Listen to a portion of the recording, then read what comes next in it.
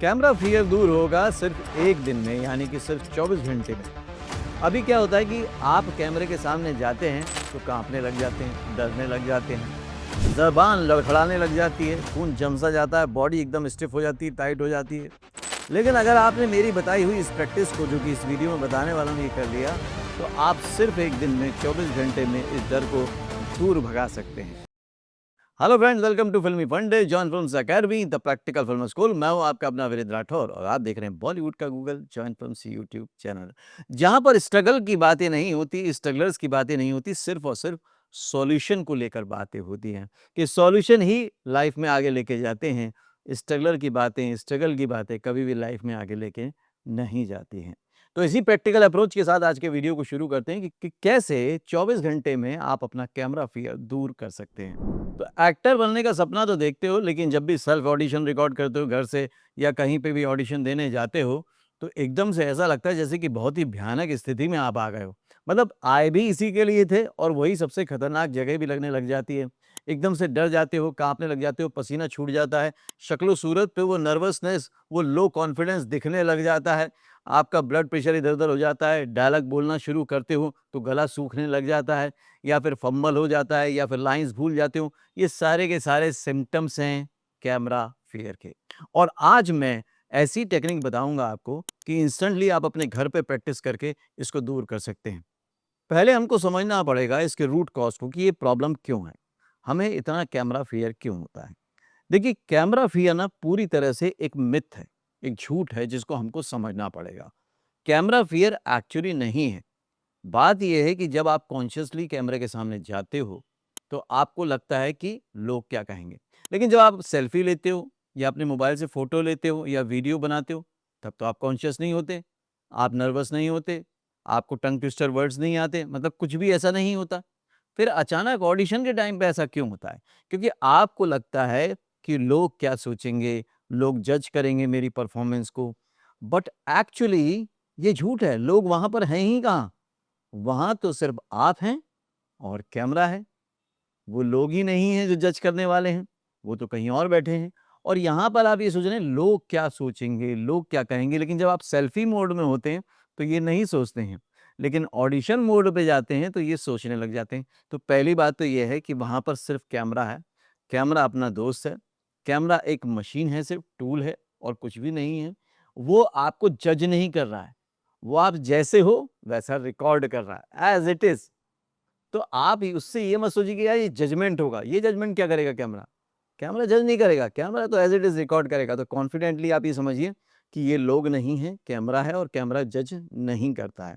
जब-जब आप इस मोड में रहेंगे, आप देखेंगे आपकी परफ़ॉर्मेंस बहुत बेहतरीन निकलेगी, क्योंकि अब आपको मालूम है कि आप लोगों के लिए नहीं, इस कैमरे के लिए काम कर रहे हैं। तो आपको बस इसी तरह से काम करना है, तो ये जो प्रॉब्लम लोगों को आती है, वो प्रॉब्लम आपको नहीं आएगी, क्योंकि इस वीडियो को आप देख रहे हैं और आखिर तक देखें तो और भी चीज़ें समझ में आनी शुरू हो जाएँगी। अब आपको प्रॉब्लम समझ में आ गई जो मैंने पहले बोला, अब सॉल्यूशन स्टार्ट करता हूँ। देखिए क्या करिए, अभी आप ऑडिशन को डायरेक्ट प्रैक्टिस करके परफ़ॉर्म करने लग जाती हैं। मैं कहता हूँ आप ऑडिशन पे जाने की भी एक प्रैक्टिस करते हैं, एक टेक्नीक लगाते हैं। आपको बड़ा मज़ा भी आएगा और आप देखेंगे काम कितना आसान हो जाता है। कोई भी राह हो, अगर वो बहुत दूर हो तो डर लगता है, लेकिन अगर उसको छोटी-छोटी राह में, छोटी-छोटी मंज़िल में कन्वर्ट कर लिया जाए, माइलस्टोन में कन्वर्ट कर लिया जाए, तो आसान लगने लगती है। ठीक ऐसे ही हम ऑडिशन देने की तैयारी से पहले जो तैयारी करते हैं, मतलब उस मोनोलॉग की, उससे पहले एक तैयारी करेंगे जो आज से अभी से आप शुरू करेंगे। आप क्या करेंगे, सिर्फ़ 2 या 3 लाइन, 4 लाइन, इतने लाइन्स का एक डायलॉग, एक मोनोलॉग कहीं से भी ले लीजिए। आपको जॉइन फ़िल्म्स ऐप से मिल जाएगा, switch on switch off book से मिल जाएगा या किसी कहानी की किताब से निकाल लीजिए। फ़िल्म का मत लीजिएगा बस, क्योंकि फ़िल्म का डायलॉग लेंगे तो आप वैसा ही परफ़ॉर्म करेंगे जैसा उस आर्टिस्ट ने किया। तो वो डायलॉग ले लीजिए आप, छोटा होना चाहिए ताकि याद रखने का आपको टेंशन ना रहे।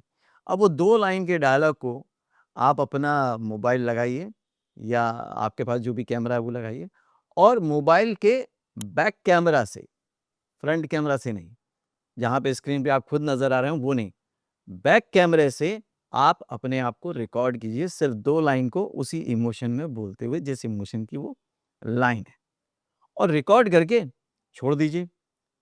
और फिर से एक बार बोलिए और 3-4 बार ये काम करते रहिए। इस बीच में आप अपना प्रीव्यू नहीं करेंगे, खुद को नहीं देखेंगे, इस बात का ध्यान रखें। क्योंकि जब आप बाद में देखेंगे 5 परफॉर्मेंस को और आप देखेंगे कि आपने थोड़ा-थोड़ा ब्रेक लिया और वहाँ पे परफॉर्म किया, तो आप हैरान हो जाएँगे कि हर परफॉर्मेंस आपकी अच्छी होती जा रही है। तो जैसे 2 लाइन अच्छी हो रही हैं, तो कॉन्फिडेंस आ रहा है, तो आपको इतना थोड़ी वो बाद में रहेगा कि यार बड़ी लाइन होंगी तो होगा, कैमरा फ़ियर तो दूर हो रहा है ना। अब लेकिन अगर आपने बीच में देख लिया पहली परफॉर्मेंस के बाद, तो क्या होगा, जजमेंटल और कोई नहीं, आप हो जाएँगे कि यार ऐसा हो गया, वैसा हो गया, मैं नहीं चाहता। आप 5 बार, एक बार 2 लाइन बोली, रुके, फिर से बोली, आप रिकॉर्डिंग को चालू रहने दीजिए। क्यों? क्योंकि हम क्या कर रहे हैं, परफॉर्मेंस की प्रैक्टिस नहीं कर रहे हैं, हम कैमरा फ़ियर दूर कर रहे हैं। हमारा काम यहाँ पर दूसरा है, टेक्नीक दूसरी है। तो आपको बस वो पाँचों परफॉर्मेंस को एक साथ देखना है। देखते ही आप आश्चर्यचकित रह जाएँगे, अचंभित रह जाएँगे कि आपकी परफॉर्मेंस बहुत निखरती जा रही है। अब इसी प्रैक्टिस को अलग-अलग लाइन्स के साथ आपको कंटिन्यू करना है। अगर आप एक दिन इसको लगातार कर लेंगे ना, उसके बाद एक मोनोलॉग बोल के देखिएगा और मुझे कमेंट में आके आप ज़रूर बताएँगे कि मज़ा आ गया सर, क्या काम हो रहा है अब कैमरा फ़ियर नहीं रह गया। क्योंकि आपने क्या करा, बार-बार कैमरे को फ़ेस किया, बार-बार कैमरे को फ़ेस किया। ना खुद का जजमेंट बीच में लाए, ना लोगों का जजमेंट बीच में लाए, कैमरे को अपना दोस्त बना लिया और अपना काम हो गया। तो इस टेक्निक को अपनाइए और कमेंट करके बताइए कि आपको कैसा लगा। दूसरा सॉल्यूशन मॉड्यूल क्या रहेगा, टेक्निक क्या रहेगा? Playback and observation. आपको ये करना है कि आपने जो रिकॉर्ड किया है, उसको प्ले करें, ऑब्जर्व करें। प्लीज़ जज ना करें, ये अच्छा है, बुरा है, ये नहीं। ना ही शाय फ़ील करें, है ना? सिंपली उसको एक ऑडियंस की तरह देखें और फिर देखें कि क्या आई कॉन्टैक्ट मेरा ओके था? ओके, मुझे थोड़ा-सा लेफ्ट रखना था, राइट रखना था, ठीक है, दैट्स फाइन, क्योंकि हम प्रैक्टिस मोड में हैं ना, तो कोई दिक्कत नहीं है। फिर देखिए कि क्या मेरा जो फेस है उस पे वो एक्सप्रेशन आ रहे थे, वो जो नर्वसनेस कैमरे को लेकर होती है, वो दिख रही है कि नहीं दिख रही? अगर लगता है कि थोड़ी दिख रही है, कोई बात नहीं, इतनी गई है और चली जाएगी। फिर देखिए कि आपकी डायलॉग डिलीवरी आपके कंट्रोल में है या फ़ास्ट जा रही है। अगर लगता है कि फ़ास्ट जा रही है, तो अगली बार आपको उसका ध्यान रखना है, ठीक है? इसी तरह से अपने आप को सिर्फ़ आपको प्लेबैक करके ऑब्ज़र्व करना है। दृष्टा बनना है, ऑब्ज़र्व करना है, जजमेंटल प्लीज़ मत होइएगा। जितना ज़्यादा आप सेल्फ परफ़ॉर्मेंस को जज करते हैं, उतने ही ज़्यादा आप नेगेटिव होते जाते हैं, ये बात का ध्यान रखिएगा। इसलिए जज नहीं करना है, ये जजमेंट तब होता है जब फाइनल परफ़ॉर्मेंस होती है और वो आपके हाथ में नहीं होता, वो कास्टिंग डायरेक्टर या डायरेक्टर के हाथ में होता है। आप अभी यहाँ पर प्रैक्टिस कर रहे हैं, लर्न कर रहे हैं, एक मेथड डेवलप कर रहे हैं ताकि आपको कैमरा फ़ियर ना रहे। पर्पस समझें हमेशा हर टेक्निक का। हर टेक्निक को परफॉर्मेंस से नहीं जोड़ना है। अगला सॉल्यूशन है repeat and rewire. Repeat and rewire का मतलब है अपने आप को तैयार रखना कि अब मैं इसको रिपीट करता जाऊँगा, मैं इस प्रैक्टिस को छोड़ूँगा नहीं। मैं एक दिन में इसको बार-बार, क्योंकि जैसा मैंने कहा कि छोटे-छोटे डायलॉग लेंगे आप, तो ज़्यादा मिला के सब डायलॉग भी कितने के होंगे? 1 से 2 मिनट के होंगे। तो 2-2 मिनट की आपने परफ़ॉर्मेंस रिकॉर्ड करी और उनको देखा, तो आधे घंटे में हो जाएगा। फिर से दोबारा करें, अब इमोशंस पे ध्यान दें कि अब मेरा कैमरा फ़ियर जा चुका है। आप मान लें कि आपका कैमरा फ़ियर जा चुका है, अब मुझे इमोशन थोड़े से और बढ़ाने हैं। इमोशनली उस डायलॉग के साथ कनेक्ट करके और कैमरे के सामने परफ़ॉर्म करना, सेम लाइन को, लाइन मत बदलिएगा और सेम तरीके से रिकॉर्ड करना है। एक बार बोला, रुक गए, फिर एक बार बोला, फिर रुक गए, फिर तीसरी बार और आपने उसके साथ कनेक्ट किया, फिर बोला, फिर रुक गए और फिर उसको देखिएगा कि वो कैसा लग रहा है। जब ये होने लग जाए, मुझे लगता है कि 1 दिन में या 24 घंटे का मैंने जो समय बताया, आप सिर्फ़ टोटल मिला के 4-5 घंटे ये प्रैक्टिस कर लेंगे ना, आप देखेंगे आपके अंदर जो डर है वो जा चुका है, कॉन्फिडेंस आ चुका है। जैसे ही ये फ़ील आए, फ़ौरन फिर वो 1 मिनट का बड़ा मोनोलॉग निकालें, 5, 6, 7 लाइन का। उसको प्रिपेयर करें और उसको परफ़ॉर्म करें। आप देखेंगे कि यार मैं ही हूँ, मतलब आप ही हैं वो। 6 घंटे पहले आप अलग व्यक्ति थे और 6 घंटे में आपका कॉन्फिडेंस कहाँ से कहाँ चला गया, आप किधर पहुँच गए और कहीं जाना नहीं पड़ा, घर में ही सीख लिया। क्योंकि जॉइन फ़िल्म्स का उद्देश्य ये है, जॉइन फ़िल्म्स अकेडमी में हमेशा यही प्लान किया गया है कि भई जो जहाँ से सीखना चाहता है, जैसे सीखना चाहता है, जहाँ से सक्सेसफुल एक्टर बनना चाहता है, वो बन पाए। इसलिए मैं इतने सारे वीडियोज़ आपके साथ शेयर करता हूँ। 4000 से ज़्यादा वीडियो अवेलेबल हैं। अगर पहली बार जुड़ रहे हैं, एक्टिंग फ़ील्ड में जाना है, बॉलीवुड में जाना है, किसी भी प्रोफ़ेशन में, तो सब्सक्राइब कर लीजिए, क्योंकि ये कंटेंट आपको कहीं भी नहीं मिलेगा। ये जॉइन फ़िल्म्स कम्युनिटी की गारंटी है, क्योंकि सबसे बड़ी कम्युनिटी है। 2.7 मिलियन सब्सक्राइबर बेस की। तो आप फिर सीखते चले जाएँगे। मुझे उम्मीद है कि आज के वीडियो से आपने बहुत कुछ सीखा होगा, लेकिन अब एक और चीज़ इसके साथ जोड़ देंगे तो बोनस आ जाएगा, मज़ा आ जाएगा। उसके लिए बस आपको थोड़ी देर और इस वीडियो को देखना होगा। अब है अगला सॉल्यूशन, बहुत कमाल का है। Shift your mindset. अपने माइंडसेट को ही अब शिफ्ट कर देना है। क्योंकि इतनी प्रैक्टिस हो गई, कॉन्फिडेंस आ गया, आपको कहना माइंडसेट को शिफ्ट करना है। अब आपके लिए कैमरा एक टूल, एक ऑब्जेक्ट नहीं है, वो ऑडियंस है।